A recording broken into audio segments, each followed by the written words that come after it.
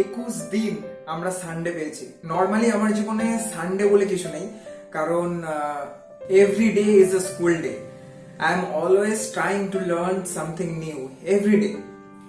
তো এই যে 21 দিন আমরা সানডে পেয়েছি, হতে পারে এটাই জীবনের প্রথম এবং শেষ। আমরা সবসময় ফোকাস করে যাচ্ছি যে আমাদের কি কি বন্ধ আছে, মানে আমাদের লকডাউন গুলো কি কি, আমাদের ফোকাসটা সেই দিকে। গাড়ি ঘোড়া বন্ধ, যাতায়াত বন্ধ, কারোর সাথে মেলামেশা বন্ধ, বন্ধুদের সাথে আড্ডা মারা বন্ধ। এই লকডাউনটা আমরা ফোকাস করে আছি, কিন্তু আমরা কি ভেবে দেখেছি যে আমাদের জন্য কি কি খোলা আছে, আমাদের জন্য কি কি লকডাউন নেই? আমরা সেই দিকে ফোকাস করি। গুরু গোপাল দাস নামটা হয়তো অনেকেই শুনেছেন। সেই যে মানুষটার কিছু প্রসপেক্টিভস আমি আজ তোমাদের সামনে তুলে ধরবো, আশা করি ভালো লাগবে। তো ফার্স্ট আমরা যেটা ফোকাস দেবো আজ, নেগেটিভ থেকে পজিটিভে আমরা ফোকাস দেবো। তার মানে হচ্ছে কি কি লকডাউন নেই সেদিকে আমরা ফোকাস না দিয়ে কি কি আমাদের জন্য খোলা আছে সেই দিকে আমরা ফোকাস দেবো। ফার্স্ট যেটা বলবো সেটা হচ্ছে relationship is not locked down. আমরা আমাদের পরিবারকে সময় দিতে পারি, যেটা সচরাচর হয়ে ওঠে না সব সময় কাজের সূত্রে, এবং আমরা আমাদের পার্টনারকে সময় দিতে পারি। এই 21 ডেজে অনেক ব্রেকআপ কিন্তু প্যাচ আপে পরিণত হতে পারে।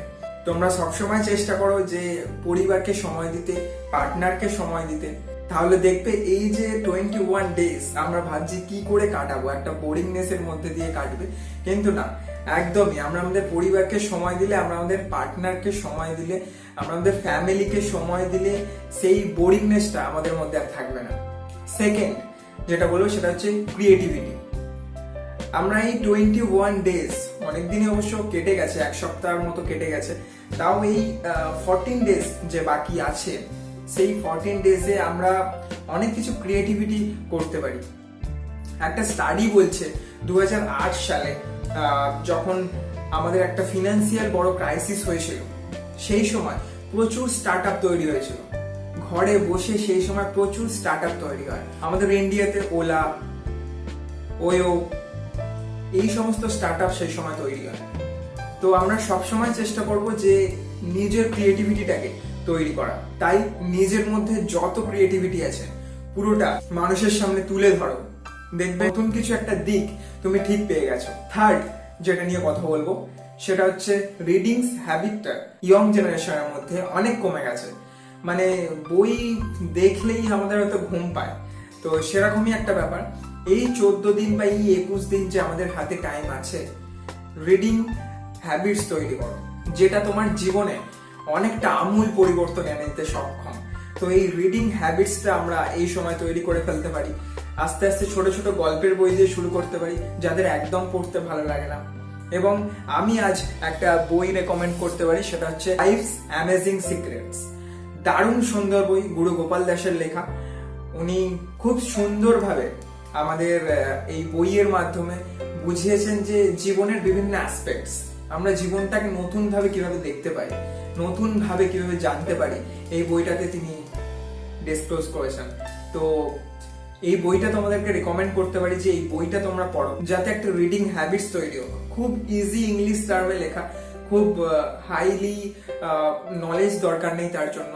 নর্মালি ইংলিশ মোটামুটি যারা জানে বইটা পড়ে তারা অবশ্যই বুঝতে পারবে। ফোর্থ যেটা বলবো সেটা হচ্ছে ইমাজিনিং ইজ নট লকডাউন। তুমি তোমার ভেতরের চিন্তা ভাবনাকে, তুমি তোমার ভেতরের ইমাজিনকে একটু জাগিয়ে তোলো। নতুন যে স্বপ্নগুলো তুমি দেখছো, কিভাবে তুমি তোমার জীবন লিড করবে, সেই স্বপ্নগুলো একটা ডায়েরিতে লিখে রাখো, সেই স্বপ্নগুলোর উপর কাজ করো। আস্তে আস্তে দেখবে জীবনটা আমূল পরিবর্তন হয়ে গেছে।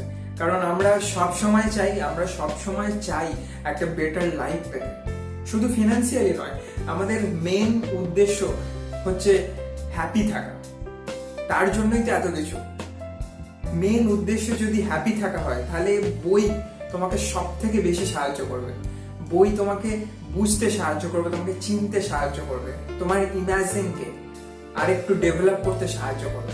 তো অবশ্যই ইমাজিন সবসময় আমাদের করা দরকার। আমাদের মাথায় প্রচুর চিন্তা করে, সারাদিন প্রচুর আমরা চিন্তা করি, কিন্তু একটু খেয়াল করলে দেখবো যে বেশিরভাগ চিন্তাই আমরা কিন্তু ভুলে যাই বা আমরা কিন্তু হারিয়ে ফেলি। সেগুলো নেক্সট দিন আর মনে থাকে না। তো যখনই কিছু একটা সলিড আইডিয়া পাবে, যখনই কিছু একটা সলিড চিন্তা ভাবনা পাবে, সেগুলো সঙ্গে সঙ্গে নোট ডাউন করে রাখো। দেখবে সেই জিনিসগুলো তোমার জীবনকে এগিয়ে নিয়ে যেতে সাহায্য করবে। স্টিভ জবসের একটা কথাই আছে, কানেক্টিং দ্য ডটস। আমরা যখন অনেক দূর এগিয়ে যাব এবং পিছন ফিরে যখন তাকাবো, তখন সেই ডট গুলো যদি আমরা কানেক্ট করি, তাহলে আমরা বুঝতে পারবো যে আমরা কত সুন্দর মুহূর্তগুলো কাটিয়ে এসেছি, তবে আজ আমরা এই জায়গায় দাঁড়িয়ে আছি। তো সেই কানেক্টিং দ্য ডটস, সেই জিনিসটা উপলব্ধি করার জন্য একটা ডায়েরি মেনটেন করা খুব প্রয়োজন। যে ডায়েরিগুলো তুমি 5 বছর পর পড়লে বুঝতে পারবে যে সেই সময় কিভাবে তুমি দিন কাটিয়েছিলে, সেই সময়ের কি কি জিনিস তুমি রপ্ত করেছিলে, সেই সময় কি কি ইমাজিন তুমি করেছিলে, সেই সময় কি কি স্কিল তুমি ডেভেলপ করেছিলে, অনেক কিছু তুমি বুঝতে পারবে। এবং সেগুলো বুঝলে, সেগুলো জানতে পারলে নিজের ভিতর থেকে একটা স্যাটিসফ্যাকশন কাজ করবে। এই ছিল আজকের আমার ভিডিও এবং একটা ছোট্ট মেসেজ তোমাদের জন্য। সবসময় চেষ্টা করবে নতুন কিছু শেখার, সবসময় চেষ্টা করবে নতুন কিছু করার। একটা জিনিস সবসময় মনে রাখবে, every day is a school day. That means you have to learn something new. সবাই ভালো থেকো, সুখে থেকো, নমস্কার।